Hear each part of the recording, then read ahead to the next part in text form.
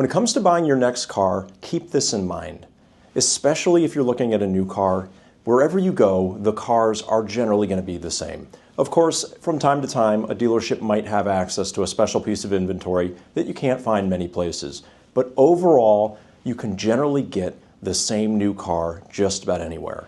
So what makes the difference? It's the people and the process. My name is Doug with BenzsandBowties, and most of what I do is give you a behind-the-scenes look at life in a car dealership and what goes on in the sales manager's office.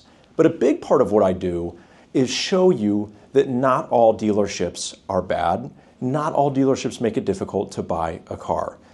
Everything that we do is aimed at making it a fun, quick, simple, and easy process. Some consumers don't actually want that. They've been conditioned for so long that buying a car has to be this big back and forth, big negotiation. The price is the only thing that matters. Yeah, price is important. Nobody's going to argue that. But the experience and the people that you're dealing with, I believe, make all the difference. So when you're figuring out, where do I buy my next new car? Do some research. Go online. Read reviews. Figure out, is this a store that I want to give my money to? And is this a store that's going to take care of me? If you're anything like me, I read reviews for everything. I don't buy a product without reading reviews. I don't stay in a hotel without reading reviews. I won't go to a restaurant I'm unfamiliar with without reading reviews first, because I want to know, what experience am I likely to have? If I'm going to go and spend money, I don't want to wing it.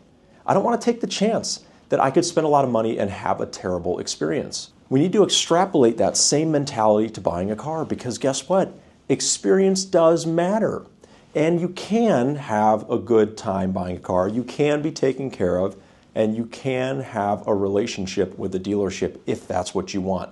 You're going to have to do a little work ahead of time.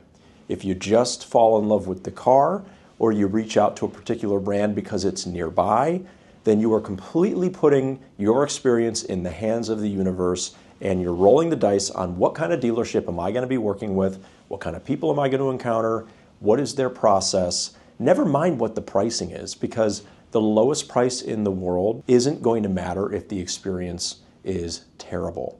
If the lowest price was the only thing that people cared about, then we wouldn't have luxury brands, the Ritz-Carlton, the Four Seasons. Do they do anything really any differently than the Motel 8? I mean, it's a room with a bed and there's a bathroom.